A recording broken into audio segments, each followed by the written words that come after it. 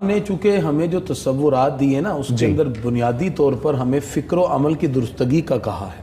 بالکل ٹھیک. اور کسی بھی خوشی کو سیلیبریٹ کرتے ہوئے اگر آپ اسلام کے اصول کے مطابق اس کو سیلیبریٹ کرتے ہیں تو اسلام اس کی اجازت دیتا ہے. لیکن اگر آپ کوئی حد کو کراس کر جاتے ہیں اور اسلام نے جو لمیٹیشن متعین کی آپ اس سے آگے بڑھ جاتے ہیں, اسلام اس سے روک دیتا ہے.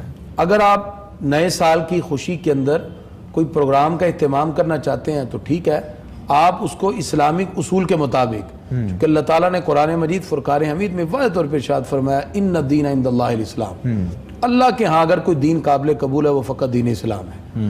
ٹھیک ہے, آپ اپنے شعار کو اپنائیں, آپ روزہ رکھ سکتے ہیں, نماز پڑھیں, نفل پڑھیں, گھر میں کوئی تقریب کا اہتمام کریں, نبی کریم صلی اللہ علیہ وسلم کا ذکر خیر ہو, اور خاص طور پر ان ایام میں اگر آپ ایسا اہتمام کرتے ہیں تو سب سے پہلے آپ سیلف انالیسس کی طرف آئیں, اپنا تجزیہ کریں کہ گزشتہ سال ہم نے کیا کھویا اور کیا پایا, اور اپنی زندگی کا محاسبہ کرتے ہوئے آگے بڑھتے ہوئے ایک ایک دن پر نظر رکھیں کہ ہمارا آنے والا اگلا ایک ایک لمحہ ہمارا موت کی طرف بڑھتا ہوا قدم ہے.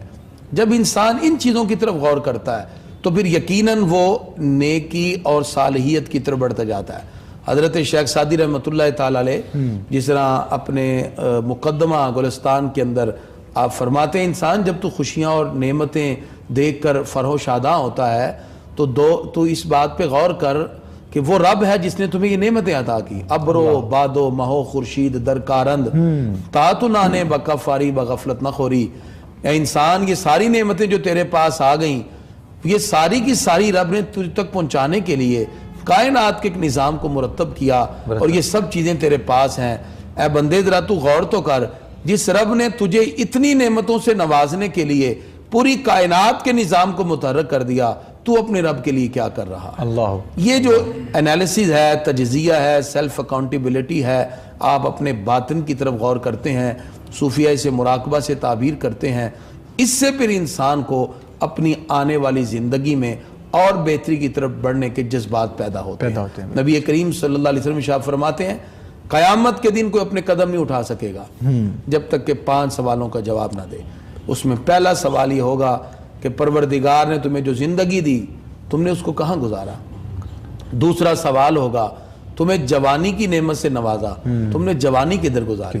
تیسرا سوال ہوگا تم نے مال کمایا کہاں سے تھا. چوتھا سوال ہوگا تم نے اس کو خرچ کدھر کیا. اور 5واں اور لاسٹ کوسچن یہ ہوگا کہ پروردگار نے اگر تمہیں علم کی دولت سے نوازا تم نے اس پہ عمل کتنا کیا. اب یہ پانچوں کے پانچوں کوسچن جو ہے کمپلسری ہیں, اور اس کا پیپر پہلے ہی آؤٹ ہو چکا ہے. ہم خاص طور پہ اگر ان راتوں میں اپنی زندگی کا انالیسس کر رہے ہیں تو ہم سوچیں کیا ہمارے یہ 5 سوال پورے ہیں, اور ہم کس طرح اپنے زندگی کے ایام گزار رہے ہیں. در حقیقت ان ایام میں ہمیں خاص طور پر اللہ کی رضا اور خوشنودی کے لیے نئے سال کو خوش آمدید کہتے ہوئے اپنی گزشتہ زندگی پہ غور کر کے آنے والے وقت پر پروردگار کی بارگاہ میں عہد و پیمان کے ساتھ نیک اعمال کا جذبہ اپنے دل میں پیدا کر کے نئے سال کو خوش آمدید کہنا چاہیے. اپس اینڈ ڈاؤنس انسان کی زندگی میں آتے رہتے ہیں, اور کچھ انسان سے اچھا بھی ہوتا ہے, کچھ برا بھی ہوتا ہے, لیکن ایک چیز کو اسپیشلی مینیج کر کے پلان کر کے کچھ برائی کی جائے تو وہ تو پھر بہت ظاہری بات ہے. ایک تو خطا ہے اور ایک ہے عمدن.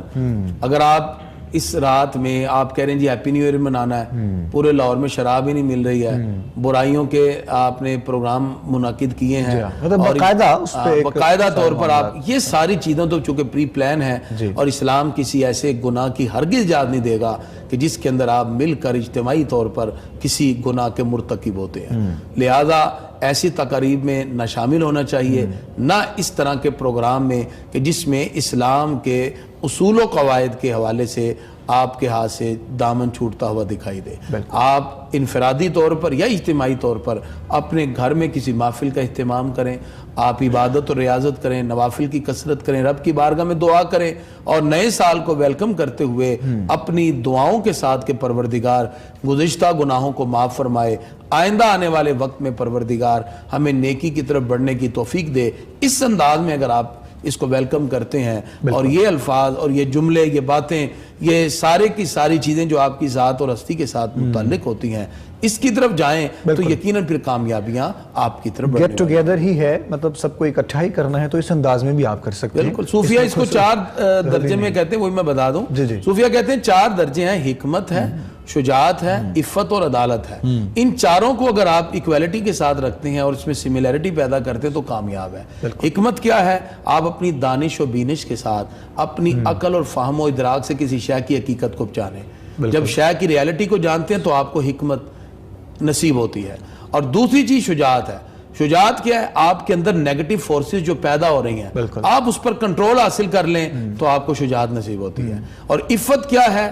کہ آپ شرم و حیا کے پیکر میں ڈھل کر اپنے آپ کو ہوس اور خواہشات نفسانی سے بچا کر اپنے سوچ فکر اپنی نظر میں تقدس اور آپ رشتوں کے تقدس کا خوبصورت تصور پیدا کریں تو یہ آپ کو عفت نصیب ہوتی ہے. اور اگر ان تینوں جذبات میں، حکمت میں، شجاعت میں اور عفت میں اگر آپ ایکویلٹی پیدا کر لیتے ہیں، اعتدال لے آتے ہیں، آپ اپنی سوچ اور دماغ میں پیدا ہونے والا وہ خوبصورت خیال اور آپ کے اندر سے اٹھنے والے ہوس اور حرص کے جتنے جذبات ہیں اور نیگیٹو فورسز میں اگر آپ اس کی جائز خواہشات کو پورا کرنے لگ جائیں تو یہ اعتدال اور عدالت ہے. اگر یہ چاروں درجے آپ کو نصیب ہو جائیں، حکمت بھی، شجاعت بھی، عفت بھی اور عدالت بھی، تو پروردگار ایک خوبصورت انسان آپ کی ذات میں پیدا کر دیتا ہے. یہی نئے سال کا پیغام ہے کہ آپ ان تمام کی تمام چیزوں پہ غور کرتے ہوئے اپنے باطن کو خوبصورت بنانے کی کوشش کریں.